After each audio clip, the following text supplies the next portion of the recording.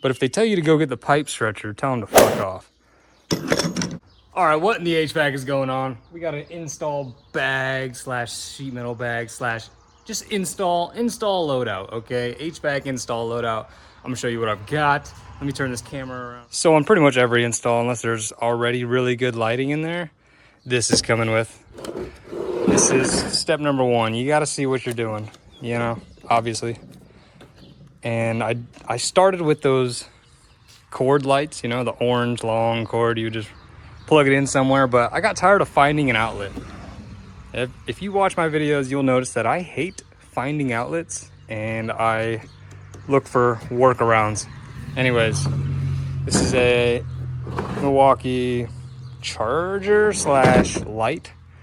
It looks like it would, you know, have some storage, but it doesn't. There's actually no storage in this thing. I keep a 6-foot cord because if I wanted to charge a battery, plug the end of the cord there, boom, plug the end of the cord into an outlet. Usually I just use the battery to power this thing though, and just swap out the batteries when it comes time. It's got multiple different light settings. You got your mode and your brightness setting. And you can turn the side ones off, turn the top one off, whatever you want to do. So this is number one coming in with me is the light. All right, moving on down. Like I said, I bring all this stuff in on every install. You might think it's too much, but it saves me countless trips of going to the van to get this, going to the van to get that. So we got the install box. I used to use the flat, you know, toolbox style pack out for it, but this is a lot better, the ammo crate style. Now, before I open this, just know that it did spill and it's an absolute mess right now. Okay. See, all those are mixed. Usually this one's blue wire nuts, yellow wire nuts, zip screws. There's the yellow wire nut one actually. We got thread tape, we've got some lag screws. I don't know why those are in there, but 3/4 2-hole clamps for the drain, like some drain fittings, MIP. Pretty much just a random assortment of things. Plus all the materials that you're gonna need. This is what? Some thumb gum. It's probably stuck to the bag on the insides. Okay. Boom. So that's a little bit more organized normally, but right now it's not. I keep a light bulb in here because, you know, if there's a light bulb in the basement, but their light bulb doesn't work. Anyway, I don't know what the hell I'm saying. You know what I'm saying. If there's a light bulb that needs changed, boom, screw it in, take it out, put it back in my fucking box here. Under here, there's usually, holy, that glue and cleaner just like took the breath out of me. Anyways, there's usually foam tape and yeah, that's it. Insulating tape. We got plenty strap. We've got cleaner, 2-inch coupling, 3-inch coupling, just some extras. Then we've got glue and pipe dope. 2-inch coupling. I'll just throw that there. So it's pretty empty right now, but it's Saturday. We'll restock this before Monday. Anyways, install box. This is what I'm bringing in. Bringing in the light, bringing in the box, and all right, moving over to the sheet metal bag. There are some installs where I don't need to bring this in, but most of the time, whether you're doing a coil and condenser or the whole furnace and coil and condenser, or if you're just doing a furnace, you're pretty much messing with sheet metal. So I used to have a bucket, just a, you know, Lowe's bucket. I don't see one anywhere near me. Boom. Over in the pile of trash. A Lowe's bucket, just throw everything in there. I got that idea from one of our, I don't even know how to describe them, but an installer that I started out with a long time ago. I took that bucket idea because I used to just put all the sheet metal stuff in my actual install bag, which it makes it crowded, heavy, no bueno. So boom, we moved over to a bucket, sheet metal bucket, and now that I'm obsessed with the pack out stuff, I used this backpack. as a sheet metal bag. All right, so getting into the sheet metal bag, the first thing we've got some hand tongs. You gotta have hand tongs if you're doing sheet metal. Is that what they're called? Hand tongs? That's what my brain wants me to call these things right now. Pretty sure it's what they are. If not, you know what they are anyways. We got some catfish skinners. A lot of people don't even care about these. I think they're amazing. They get you a nice grip on the sheet metal. Nice pointed grip. Sometimes, let's say you're taking a drive off and you put this on the edge of the drive and you grab it and then you're hitting it with a hammer, you know what I mean? Something like this. A lot of people use, where are they? Some channel locks. You know, when you're taking the drive off, a lot of people use the channel lock, and this is what I started out doing, and it works just fine. You hit that with a hammer, and then it'll drag your drive off, right? Well, what I found works a lot better. It gets a lot better grip, and you know, you got a lot better angles. You got a lot better angles at it, is these catfish skinners. They're a lot better. You can hit them here, you can go wham. It's just trust and believe. Okay, boom. We got the tinner's hammer. It's different, obviously, than a regular framing hammer. Okay, you got a square head. It doesn't dimple your metal as easy. And you got no claw, you just got this. Absolutely necessary. It's about $60, I think. When you're starting out, you're gonna buy these right here, or you're gonna be given them from school, whatever. Red snips, green snips. These are quote unquote left hand. Really, it's just the angle that you're gonna cut at. I don't use my left hand to cut with greens. It's just which angle are you going? Are we going this way? Are we going that way? Okay, anyways. You're gonna start out with your snips, regular, degular. You're gonna wanna go buy yourself one of these right off the bat. Before you buy this, before you buy that, before you buy any of that, if you plan on doing sheet metal, you need a tinner's hammer. Okay, anyways. Obviously the reds and the greens. Framing hammer, tinner's hammer. We have straights, which I can't remember the last time I used these. Every now and then I'll cut some S-lock with it or something. But these are really hard to actually cut regular sheet metal with. We got the shears, the Malco impact attachment shears. They're just like your snips, except you can put them on a drill. Love this thing. Anytime I'm cutting into the side of the furnace with that heavier gauge metal, using this, wham. Pretty much anytime I have the option to use this, you know, where it would make it easier, make it better, quicker, I'm using it. But if not, then, like if I'm just causing more work for myself to use this, then I'm using these. I have no problem using the hand snips to get things done. Okay, boom, next one. Crimpers. Malco, you gotta have these. If you're hanging hard duct,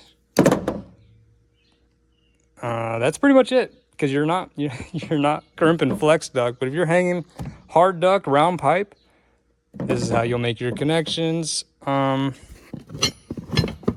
do have 3 pry bars. I don't know why I have so many, but I will tell you that I had to move a furnace up the other day, last week, whatever it was. Had to move it up 3.5, 4 inches. And I used all 3 of these.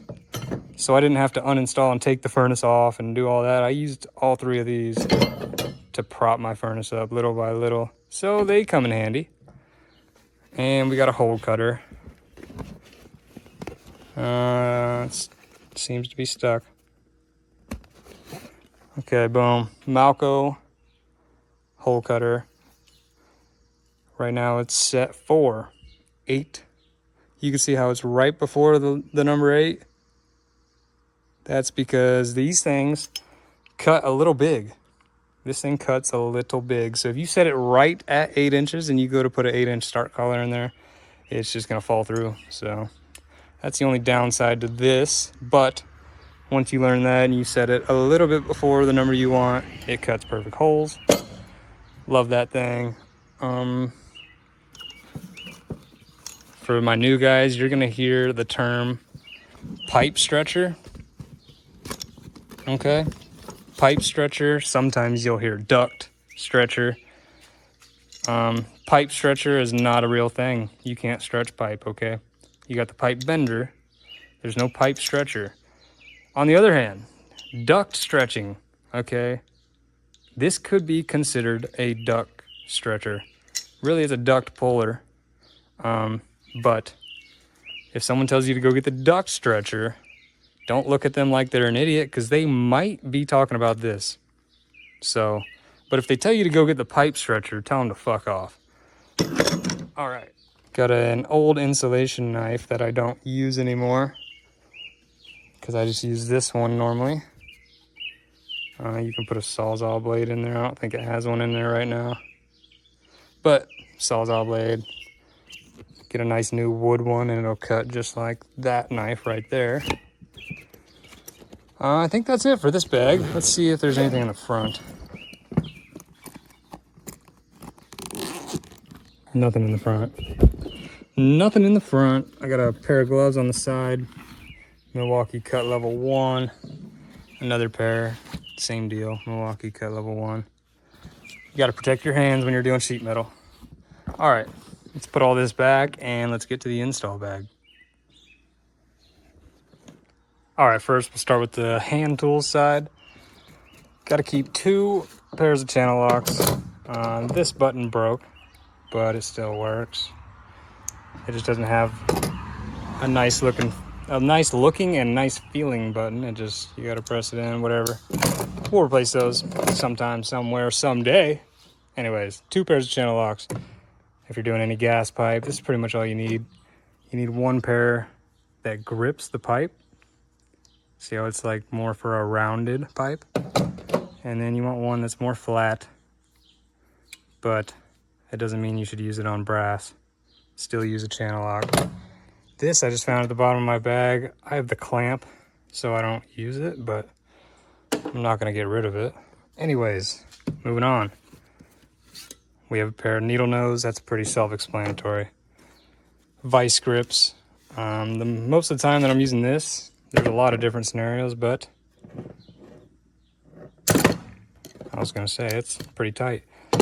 Let's say you're doing a new furnace, right? And you're cutting in a filter rack to the side of the furnace, and you've got it cut in, and you're thinking about bending the tabs over. Well, you can just reach in there, grab one side of the filter rack, one side of the furnace, clamp it down, and then you don't have to hold it there while you do your work.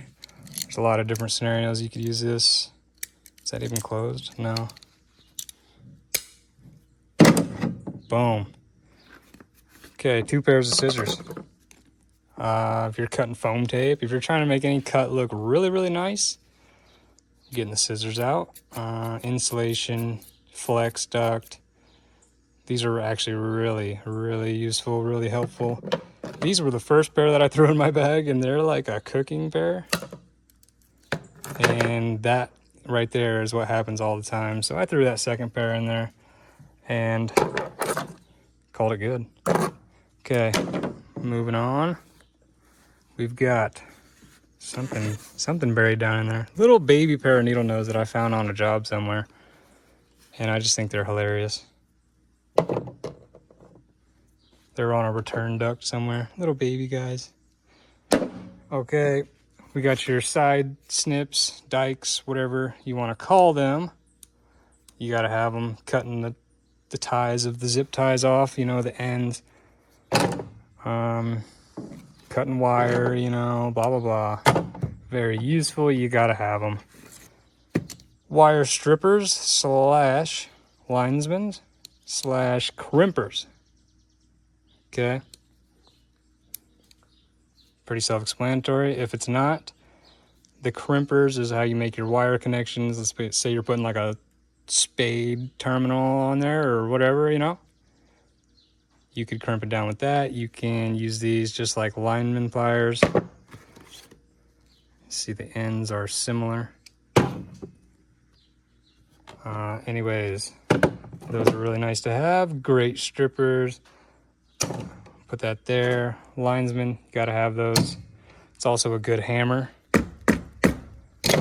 Okay, moving on to let's just pull these out right now. I got 2 crescents down in the bottom. I have more on the van, but this is pretty much all you need. A small and a big. Wham bam. Thank you, ma'am.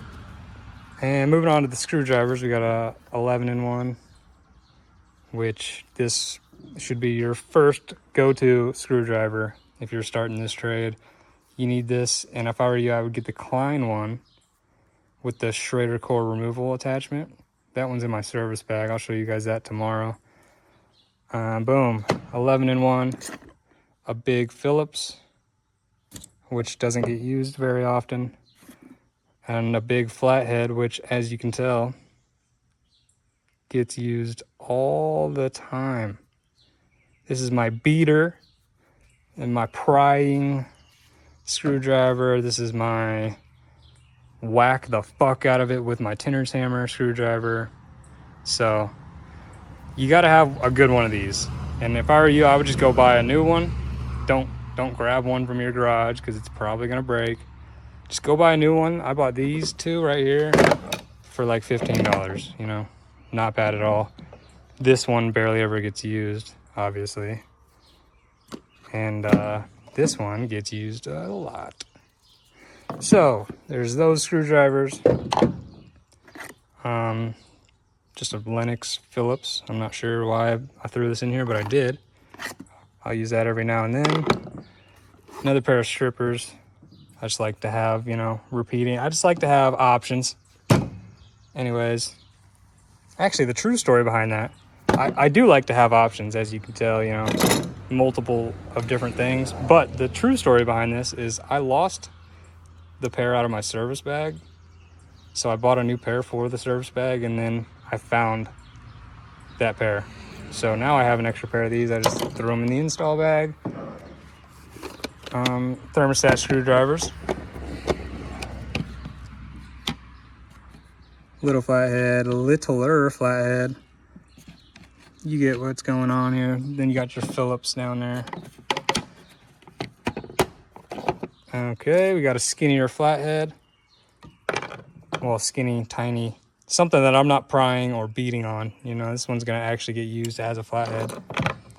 Okay, and then we got a, what, 6-inch Malco, 1/4-inch 5/16 flip bit, and a 6-inch extension for the impact. That's gonna do it for the tool side. Moving on to the sides, I don't really like to keep anything in here. They just fall. Stuff just falls from them. So I do keep electrical tape on the side. And I'm gonna put all this back in here, and then we'll flip it around to that side. All right, on this side, we've got tape measure, boom. It's a nice clip. Milwaukee always makes their clips so tight, so that does not go anywhere. Okay, we've got these. They're wide open because this clip broke. So I keep them downwards behind this bag, just in case this right here were to ever happen. And, you know, if I was in there like that, I'm not reaching in, you know.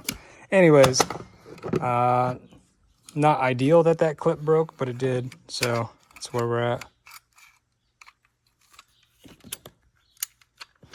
All right. PVC cutters, those go up to 2-inch. And they do cut 2-inch. So we've got 3 levels. Here's a good one. It's the one I call the good one. This is the one. They're all level though, still so far. I just think that this one will last the longest. And this one I found in my garage, so why not? You can never have too many levels. You got to make sure things are pitched the right way. I've got a 4-foot level and a 2-foot level on the van as well. So tape measure levels. We got a meter, just a regular UEI. Just a regular, degular amp clamp meter. Okay, anyways, we got a bit set. My impact is obviously coming in with me on all the jobs. So if it's not 1/4 inch or 5/16, I need to get this thing out and use my bit set. It's really useful. I'm always replacing it whenever I lose the important stuff. Okay, we've got another tape measure. I like to have, you know, things repeating. And the last thing on this side is a Klein pouch with a bunch of goodies in it. I'm just gonna take everything out and show you real quick. All right, I just dumped it down. We got another tape measure, because believe it or not, whenever I take this off the bag and I use it for literally 2 seconds, it's gone. I can't find it ever. That's why I have so many tape measures. I lose them all the time.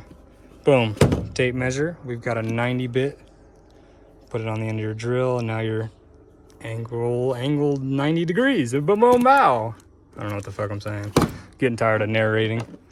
Boom, tweeter. Oh, look at that. No power at the bag. Okay, anyways. This might be useful to like have on the outside. Big tubing cutter. This thing is a beast. Okay, I've had it for 2 years probably. Cuts like no other. Let's see, what am I trying to think of? Like a 3/8 liquid line, okay? Put this on a 3/8 liquid line, you're spinning it maybe 3 times around and it's cut. This one is the exact opposite. It takes forever, but I call it the Old Faithful. I've had it ever since I started, basically. If I can't fit this guy and I can't use my automatic tubing cutter and I have to, we'll put this on there. I know eventually it will cut it. Okay, and this is normally not in there, the socket, but I keep this socket adapter, you know, for the drill. I like to keep that in there, and I zip the top of that so nothing falls out. Unibit, which it's starting to go on me. I've had it for 3 years, the only one I've ever had. It runs a little bit, you know, you start it here and it's gonna try and run down here, but it'll make some holes. It still does the job. Little cat's paw, I think they call them. Just a mini pry bar for the nails, you know, awkward placed nails. I don't use it very much, but I do use it. You know, I don't think I'm gonna put it in there though. I think I'm gonna put it in my sheet metal bag at the front. That's where the framing hammer lives. And then we got a little mini multi stubby whatever. I can't remember if I've even used that. The top comes off and it's got a bit assortment in here.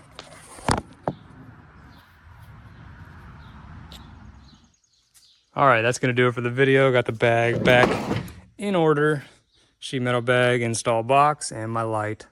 I do bring the Milwaukee fan in on these summer hot jobs, but other than that, that's my install loadout. If you guys liked it or got any tips or any constructive criticism, you know, you shouldn't do that, you shouldn't use this tool, let me know what you think in the comments. And tomorrow, I'm gonna do the same exact thing, but it's gonna be with a service bag. So there's a lot less to do with that one, but the tools do get a little bit more cool and a little bit more tricky, you know? Anyways, if you guys liked the video, hit that like button. And if you're not subscribed, you need to subscribe. And if you don't want to subscribe, you literally have to. And your friendly neighborhood HVAC vlogger. Until the next one, peace out. Mellow.